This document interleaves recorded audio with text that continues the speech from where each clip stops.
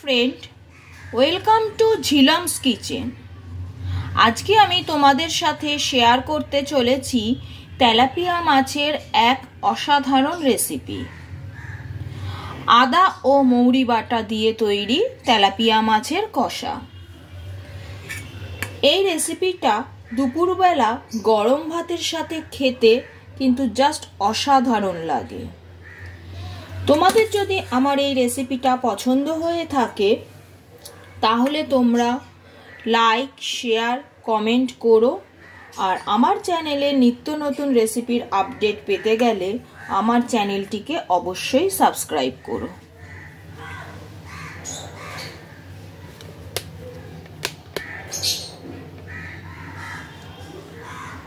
Tilapia মাছের এই রেসিপিটি রান্না করবার জন্য যে যে উপকরণগুলো আমি নিয়ে নিচ্ছি, প্রথমে আমি সেগুলো দেখিয়ে নিচ্ছি।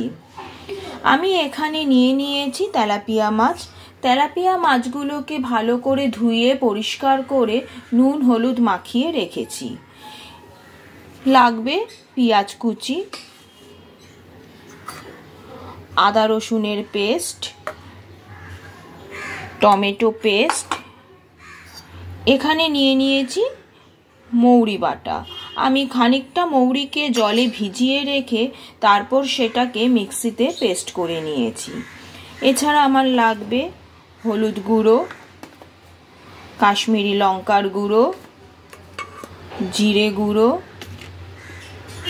ধনে গুঁড়ো আর গরম মশলার গুঁড়ো।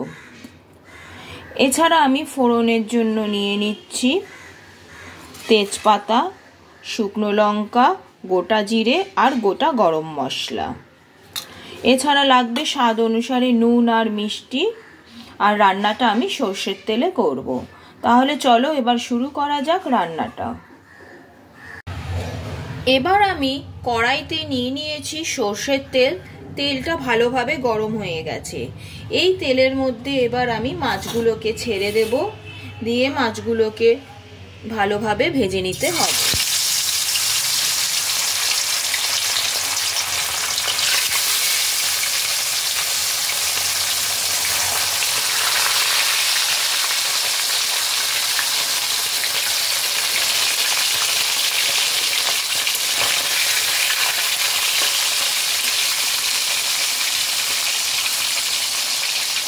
মাছগুলোকে এবার এপিট ওপিট করে লাল লাল করে ভালো করে ভেজে নেব। মাছগুলো এক পিঠ ভালোভাবে ভাজা হয়ে গেছে। এবার আমি অপর পিঠটাও সেমভাবে ভেজে নেব।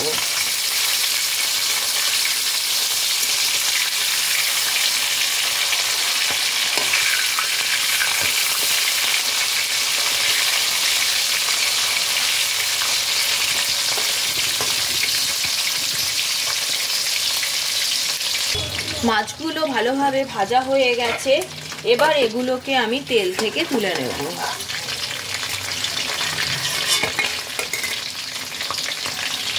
এবার আমি এই তেলের মধ্যে দিয়ে দিচ্ছি ফোড়নগুলো।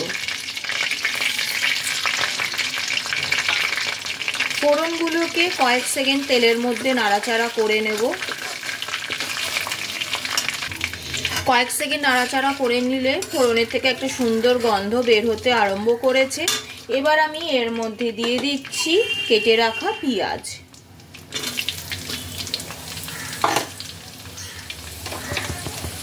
এবার পেঁয়াজটাকে ভালোভাবে একটু ভেজে নেব।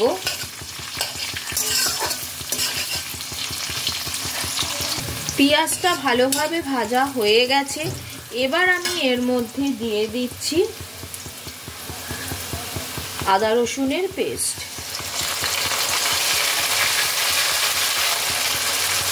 এবার এই পেস্টটাকেও তেলের মধ্যে ভালোভাবে কষাতে হবে যতক্ষণ না আদা রসুনের কাঁচা গন্ধটা চলে যায়।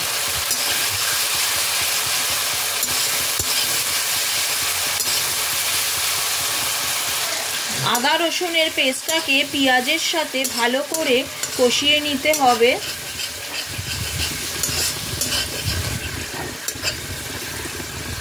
পেস্টটা খুব ভালোভাবে ফ্রাই করা হয়ে গেছে। আদা রসুনের কাঁচা গন্ধটাও চলে গেছে। এবার আমি এর মধ্যে দিয়ে দিচ্ছি টমেটো পেস্ট। টমেটো পেস্টটাকেও মশলার সাথে 2-3 মিনিট ফ্রাই করে নিতে হবে।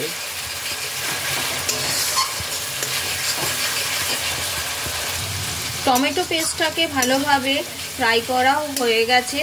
এবার এর মধ্যে আমি অ্যাড করছি কিছু গুঁড়ো মশলা। প্রথমেই দিয়ে দিচ্ছি 1 টিস্পুন হলুদ গুঁড়ো,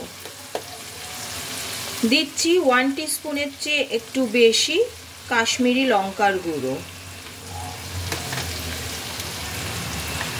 1 টিস্পুন জিরে গুঁড়ো আর 1/2 টিস্পুন ধনে গুঁড়ো। এই সব কিছুকে আবারও একবার ভালোভাবে মিশিয়ে নেব। এবার আমি এর মধ্যে অ্যাড করে দিচ্ছি সামান্য একটু জল, যাতে মশলাটা পুড়ে না যায়। এবার মশলাটাকে খুব ভালোভাবে কষিয়ে নিতে হবে। এর মধ্যেই আমি অ্যাড করে দিচ্ছি স্বাদ অনুসারে নুন।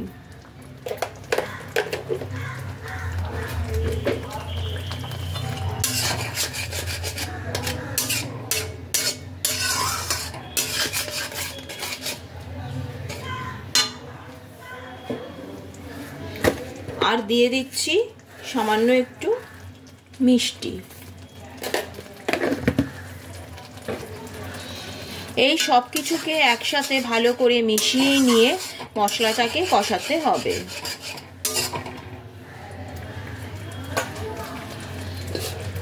এবার আমি এটাকে ঢেকে 3 মিনিটের জন্য কষতে দিলাম। ফিরে এলাম 3 মিনিট পর। মশলাটা খুব ভালোভাবে কষানো হয়ে গেছে। দেখো মশলার থেকে তেলটা ছাড়তে আরম্ভও করে দিয়েছে। মশলার কালারটাও কত সুন্দর এসছে। এই অবস্থায় এর মধ্যে আমি অ্যাড করছি মৌরি পেস্ট। মৌরি পেস্ট দিয়ে এটাকে আমি আবারও খানিকক্ষণের জন্য কষিয়ে নেব।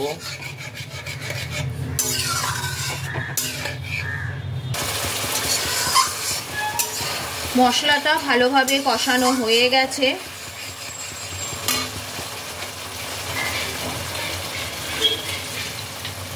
এবার আমি এর মধ্যে অ্যাড করছি খানিকটা জল।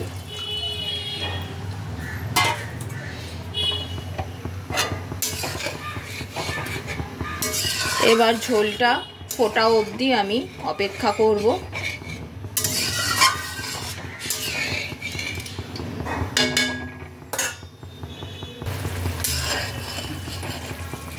ঝোলটা ভালোভাবে ফুটতে আরম্ভ করেছে। এবার আমি এর মধ্যে দিয়ে দিচ্ছি ভেজে রাখা মাছগুলো।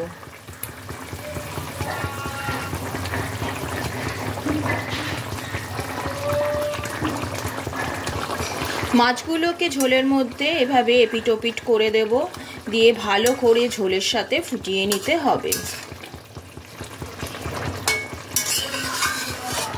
আর এই ঝোলটা কিন্তু একটু মাখা মাখা হবে।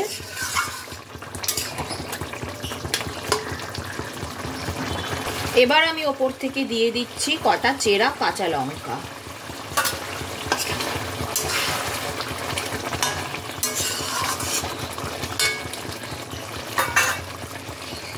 এবার আমি ওপর থেকে ছড়িয়ে দিচ্ছি গরম মশলা গুঁড়ো।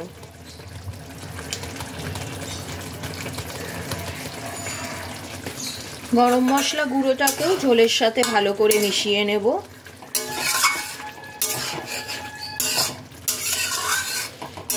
আমার কিন্তু রান্নাটা প্রায় কমপ্লিট। এভাবে আদা মৌরি বাটা দিয়ে তেলাপিয়া মাছ রান্না করলে খেতে কিন্তু অসাধারণ লাগে। একবার বাড়িতে অবশ্যই ট্রাই করে দেখো তোমরা।